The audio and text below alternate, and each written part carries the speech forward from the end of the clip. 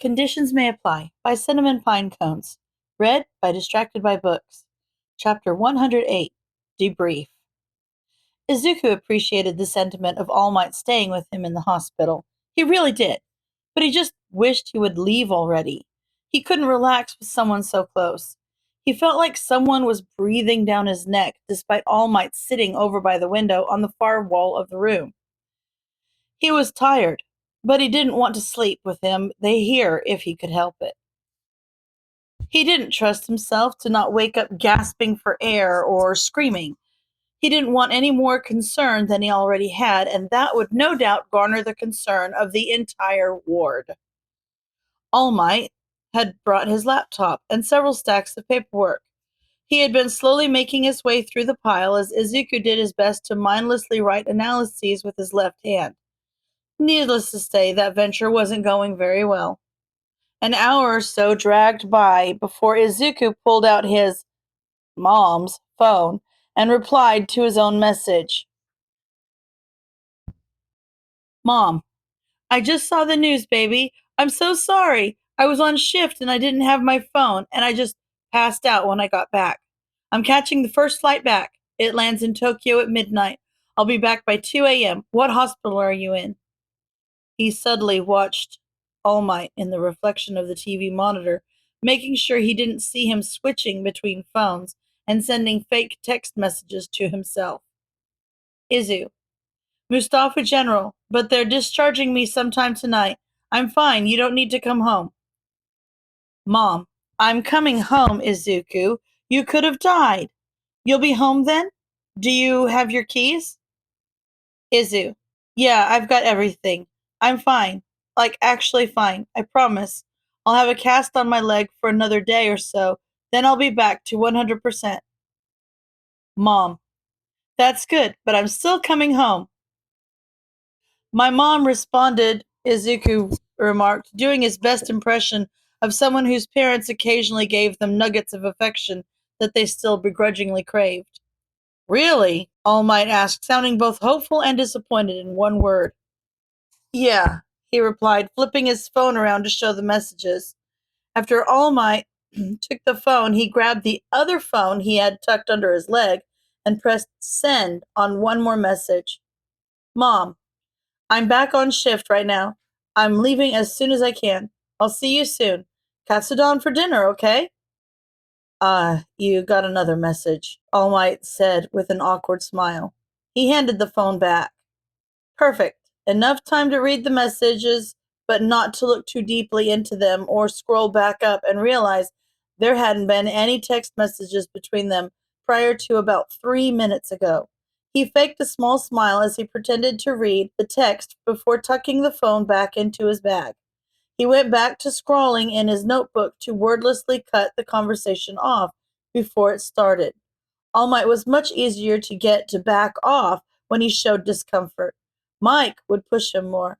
If All Might reported back a vague recollection of a positive interaction between him and his mother, then Mike would be less likely to feel the need to poke his nose into Izuku's business. He felt like he was playing 5D chess with emotional manipulation, and he wasn't sure he was even winning. Now Maso was glad that both Toshinori was so tall and that he agreed to meet him at the front desk because this hospital was a maze, and every time he found himself here, he got lost. Toshinori, standing in the corner like a great big yellow beacon, was quite helpful. He looked rather tired. Not that Naomasa could blame him, but he perked up when he spotted him walking over. Afternoon, detective, he greeted with a gentle smile. Afternoon, Toshinori, he replied as he was guided back through the winding halls of the hospital. Is Aizawa awake at the moment? Do you think it would be better to get his statement first? They're both awake, last I checked. I don't think it matters much. How's the kid doing? I mean, mentally, you're sure he's ready for this? I've been talking with him. He didn't seem to have issues with answering any of my questions. He seems far more uncomfortable about the situation with his parents. The situation with his parents? They didn't pick up the phone until about 2.5 hours ago. he replied, scrubbing a hand over his face. What? Naomasa exclaimed, stopping mid-stride out of shock. Yes, his mother will be on a flight back to Tokyo soon, but she won't be back until 2 a.m. Toshinori responded, turning back and nodding his head to prompt him to keep following. Jeez, that was over 24 hours after the incident. Her kid could very well have died, and she wouldn't have even known until just 2 hours ago? He went from critical condition to damn near ready to get discharged, and she was just completely out of the loop? Are we worried about a legal case here? I don't know. I'll admit I'm out of my depth on this. I asked Yamada to speak with him. I knew his parents were rather absent, but I wasn't aware how bad it was. It seems that his needs are being met, but he is alone most of the time. He's 15, though, so I'm not sure how much of a case we have here. Yamada fielded some questions, and it seems like he has everything he needs. He's got a roof over his head and food in the kitchen. It's a delicate situation, but I'm keeping an eye on him. He explained, sounding more and more tired with each word. It's probably best to not bring it up. He seems fine enough to talk about what happened at the USJ, but I'm sure he's just downplaying it. I don't want to overwhelm him if I can help it. This wasn't going to be fun. He really wished he could be meeting the boy under better circumstances, but it was too late for that. With a deep breath and a nod to Toshinori, he knocked lightly on the door before entering. Hello, Midoriya-kun. I'm Detective Tsukauchi. He introduced himself. The kid's eyes widened in what seemed to be surprise, and he bit his lip for a moment before responding, Hello, Detective Tsukauchi-san. He greeted politely. I'm here to take your statement about what happened yesterday. Are you all right to do that now? He asked. Yes, that's fine, Midoriya responded, pointedly not looking him in the eye. All right. I'm going to record it, and not that this is really applicable, but I do need to disclose that I have a lie detection quirk. Are you comfortable proceeding with the interview? Midoriya nodded. Perfect.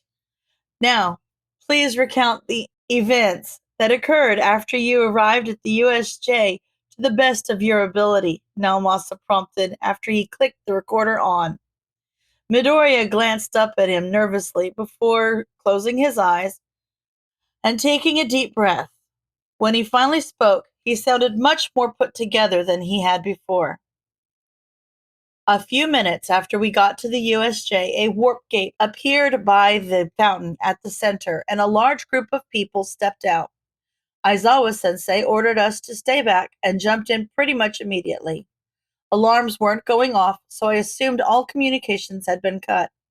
I told Ida to get back to the main campus and alert the teachers, but then the portal appeared at the door and stopped us.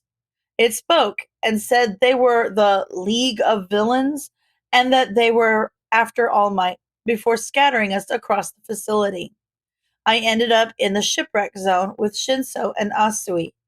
Asui saved us both from the water and brought us to the boat, where Shinso used his quirk to draw the villains closer, and I gave them a boost to jump to shore before sinking the boat to create a whirlpool that would keep the villains trapped long enough for us to get away. After that, I headed for the plaza to help Eraser because I knew he was going to get overwhelmed. It wasn't a fight he could win on his own. As I got near, I saw the leader of the operation disintegrate his elbow. Tomura Shigaraki. I think he has a 5-point touch activated quirk that allows him to turn things to dust. I was going to wait for the right moment to jump in, but then Shigaraki ordered the Nomu to attack. The Nomu was bioengineered to kill All Might. From what I observed, it has several quirks, super strength and speed, as well as regeneration and shock absorption. The Nomu broke Eraser's arms and smashed his head into the ground. I stepped in before it could crush his skull. I threw a knife into its brain, It was the only place I could think of to stop it fast enough to save him. When I got to it, I punched it as hard as I could manage. I used far more force than it took to destroy the boat in the shipwreck zone, but it didn't do anything. Throwing a knife into its brain did enough damage to make Shigaraki angry, though. He started yelling at me, but the Nomu stopped reacting entirely, so I figured it only acted when given orders. I tried to keep him talking long enough for help to arrive, so he couldn't order the Nomu to do anything else. But then Kurogiri, the villain with the warp quirk, came back. While he was arguing with him, I took the opportunity to try and take down the Nomu. I stabbed its brain several times, but it hit me off of it before I could take it down. Shigaraki ordered the Nomu to kill me, so I led it away from Eraser. Eventually, it caught me by the leg and tossed me onto the stairs. I couldn't move much after that, but thankfully All Might had arrived by that point. He took care of the Nomu, and I helped Eraser with first aid as best I could with Shinso and Asui until President Mike and the paramedics arrived. Now Masa was stunned, to say the least. The kid reported everything so clinically. He had names and quirks and motives, and he delivered it all so calmly. He said it all like he didn't nearly die 1,000 times, and he admitted to attempting to murder the Nomu without so much as a cringe. Where the hell did Toshinori find this kid? He was glad Midoriya was on the... He didn't want to know what kind of damage he could do on the other side of the law. Despite his concerns, he couldn't be more sure of his friend's choice of successor. Midoriya was sharp. He had a wicked intelligence. He acted quickly and took charge of the situation. He had that same brave determination that Toshinori did, and now Masa was sure this whole incident would have gone a lot worse if Midoriya hadn't stepped in when he did. Aizawa would surely be dead.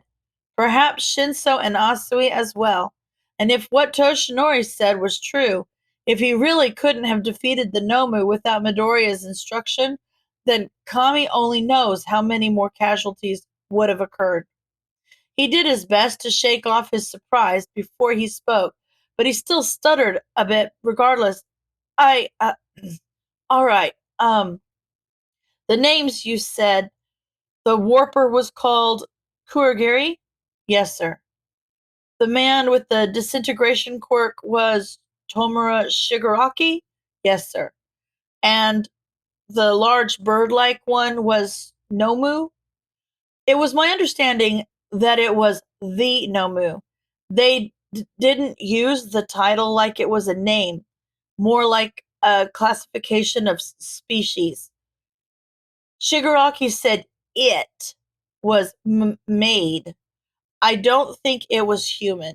It only moved when commanded like a well-trained dog, though it seemed to understand speech well enough. There was nothing behind its eyes.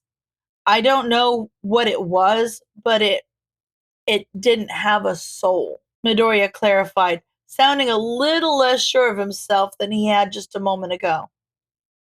Well, that was haunting, but it lined up with the preliminary autopsy reports he'd received. The Nomu had several different people's DNA in it. It was human at one point at least, but whether or not it could still be considered a person was above his pay grade. All right. Thank you for your statement, Midoriya-kun. Please take my card and let me know if you remember anything else, he said as he clicked off the recording device. He wanted to thank him for saving not one but two of his friends. He wanted to tell him he did a good job, that many lives would have been lost without his intervention, but it seemed too unprofessional. He needed to keep whatever personal involvement he had in this case to himself. It wasn't his place to say any of that, and it surely wasn't his place to praise a child for putting their life on the line. So instead, he said, "Get well soon," with a kind bow before sliding out the door.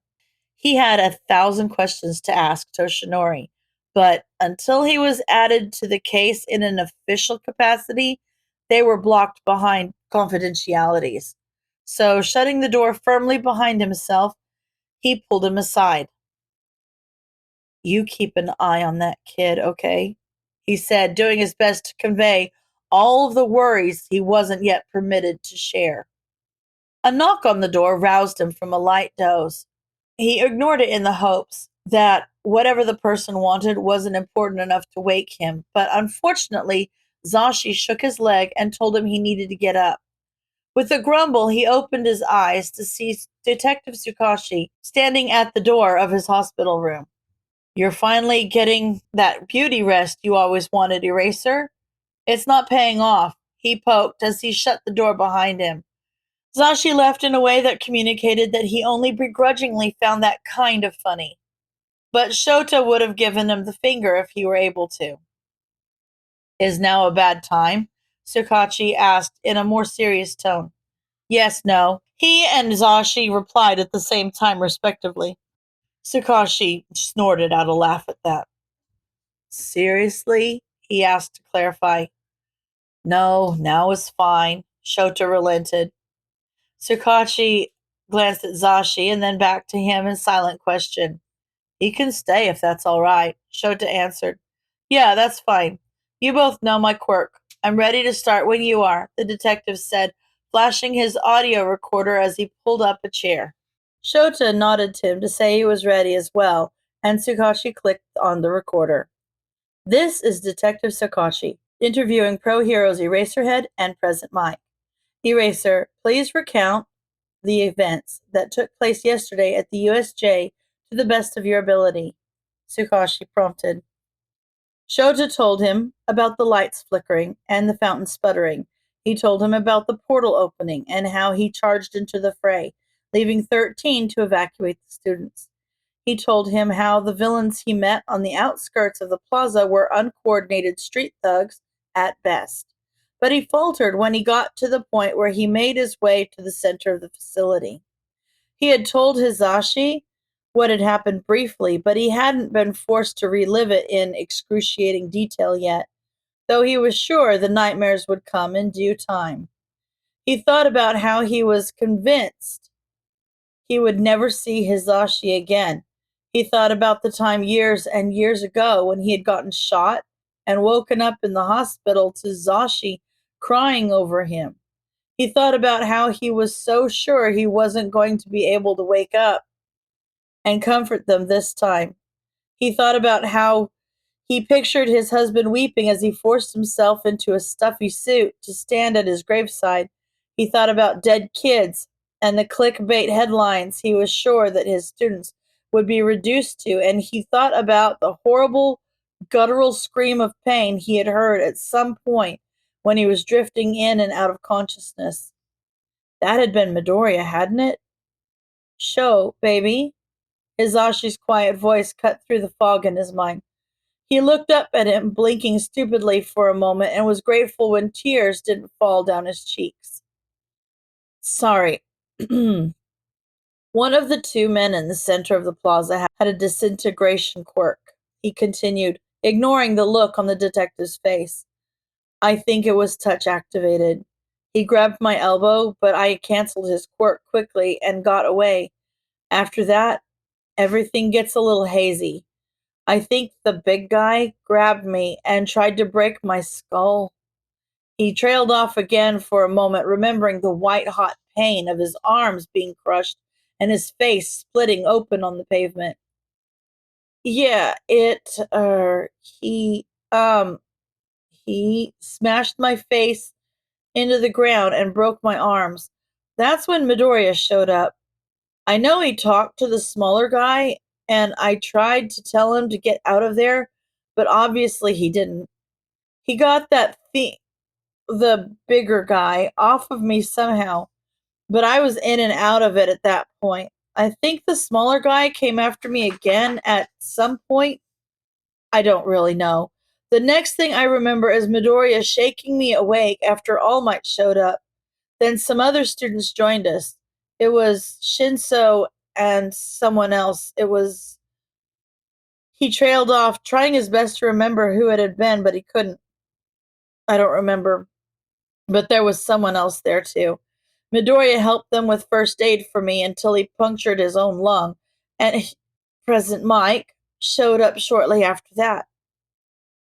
He concluded quickly, just wanting the interview to be over now. Tsukauchi was quiet for a moment, surely looking at him with the same look of pity he had been before, but Shota refused to meet his eyes. All right. Thank you, Eraser. I got the rest of the statement from President Mike yesterday. Let me know if you remember anything else, he said, clicking the recorder off and sliding it into his pocket as he stood. I haven't heard from Ivy. I assume you've contacted them? He asked before heading for the door. Yes, Zashi texted them before I even woke up, Shota answered, grateful for the change in subject. Good. That's good. Get well soon, Aizawa, he said sincerely before leaving and shutting the door behind himself quietly. You okay, Sho? Zashi asked him gently, after the sound of the detective's footsteps faded down the hallway. I'm as good as could be expected, he answered. Do you want to talk about it? They asked. No, Shota replied, a touch too readily. Hizashi hesitated for a moment before speaking again. Do you think you should? Probably, he answered honestly, but he didn't offer anything else. End of chapter.